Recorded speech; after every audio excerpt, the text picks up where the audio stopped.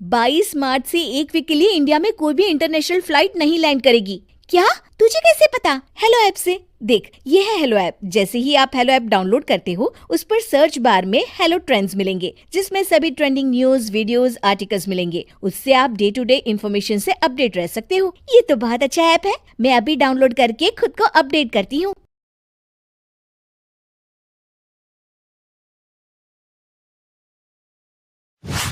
सुगंधा और उसकी सास कांता के बीच एक अजीब सी जंग रहती थी।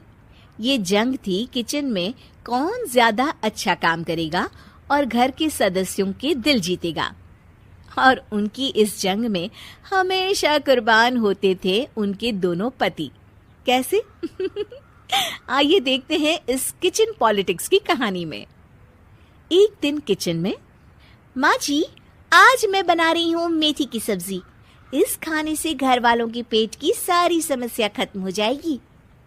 और मैं बना रही हूँ तड़के वाली छाछ, जिसे पीते ही गैस की समस्या कभी नहीं होगी। दोनों अपने अपने खाने को लेकर टेबल पर पहुंच जाती हैं। तभी सुगंधा के ससुर उसकी बनाई सब्जी की तारीफ कर देते हैं। अरे वाह, मेथी की सब्जी भी बनी है, बड़ी ही स्वादिष्ट है। वाह बहू वाह।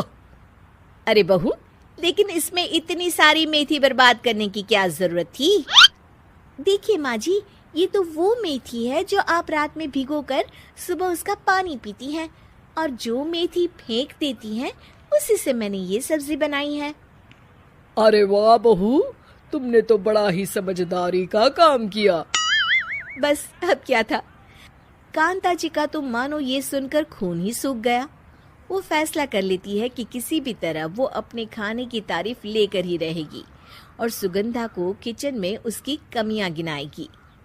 कांता फ्रिज खोलकर देख रही होती है और फिर सुगंधा से कहती है, अरे बहू, ये क्या, पूरा फ्रिज गंदा पड़ा है। तभी वहां सुगंधा का पति आ जाता है। वो सुगंधा को डांट कर कहता है, सुगंधा, तुम्हें कितनी बार कह रखा है कि वायरस फैल रहा है, साफ सफाई का पूरा ख्याल रखना है, लेकिन तुम किचन में इतनी गंदगी रखोगी तो कैसे चलेगा।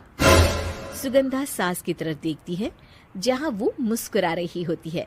सुगंधा समझ जाती है कि सास ने उससे बदला लेने के लिए ये सब किया है। दोनों रात के खाने की तैयारी में लग जाती हैं। दोनों ना एक दूसरे की तरफ देखती हैं और ना ही एक दूसरे से बातें करती हैं। रात को खाने की टेबल पर एक एक कर दोनों कई तरह के अलग अलग व्यंजन टेबल पर लगा देती हैं और अपने अपने पति के पास जाकर खड़ी हो जाती हैं। अरे खाइए जी खाइए, मैंने बड़ी मेहनत से बनाया है। प्लेट में वो खाना डालती हैं। सुगंधा भी दोनों की प्लेट में खाना डालते हुए कहती है, बड़ी ही मेहनत लगी है इस खाने को बनाने में। हाँ, दोनों को ना चाहते हुए भी सारा खाना खाना पड़ता है। कहीं दही तो कहीं मलाई तो कहीं मसाला। और इन सब के बाद दोनों बड़ी ही मुश्किल से अपने कमरे में सोने जाते हैं। लेकिन अगली सुबह सुगंधा का पति चिल्ला रहा होता है, हाय रे, हाय मेरा तो पेट खराब हो गया। हाय माँ, बहुत दर्द हो रहा है। तो वहीं कांता के कमरे से भी कुछ ऐसी ही आवाज आने लगती है। हे भगवान, इस सास बहू की लड़ाई हमारी जान लेकर रहेगी। जाओ कोई डॉक्टर को बुला कर लाओ। डॉक्टर आते हैं।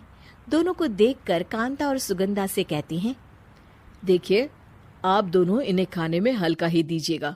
हो सके तो रात का खाना जल्दी खाया करे और वॉक किया करे। इतना कहकर डॉक्टर वहां से चले जाते हैं।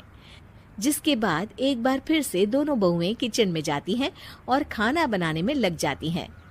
रात में खाने के टेबल पर दोनों एक बार फिर से खाना लगाने लगती है। पापा जी, मैंने ये पतली मूंग की दाल की खिचड़ी के साथ ये पापड़ और पुदीने की चटनी भी बनाई है। अरे बहू, अभी अभी बेचारे पेट की बीमारी से गुजरे हैं। इतना भारी खाना तो डॉक्टर ने भी मना किया है ना। देखिए, मैंने आप दोनों के लिए सूप बनाया है।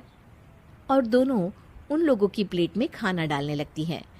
तभी दोनों एक साथ बोल पड़ते हैं, बस करो, हमें माफ करो। हमें नहीं खाना इस घर में, ना खिचड़ी और ना ही सूप। हम इंसान हैं, एक वक्त में एक ही खाना खा सकते हैं। बस करो, हमें माफ करो, हमें नहीं खाना इस घर में। ना खिचड़ी और ना ही सूप। हम इंसान हैं, एक वक्त में एक ही खाना खा सकते हैं। इतना कहकर वो दोनों वहां से चले जाते हैं। कहानी का अंत। आप लोग उम्मीद कर रहे होंगे कि अंत में सब ठीक हो जाएगा। नहीं जनाब, अगर सास बहू के बीच सब ठीक हो जाए तो आप ये सीरीज देखे ही क्यों? तो मजा लीजिए इस चैनल में सास बहू से जुड़ी कहानियों का, क्योंकि ये ऐसा रिश्ता है जिसकी मिठास उसकी खटास में हमेशा ज्यादा ही रहती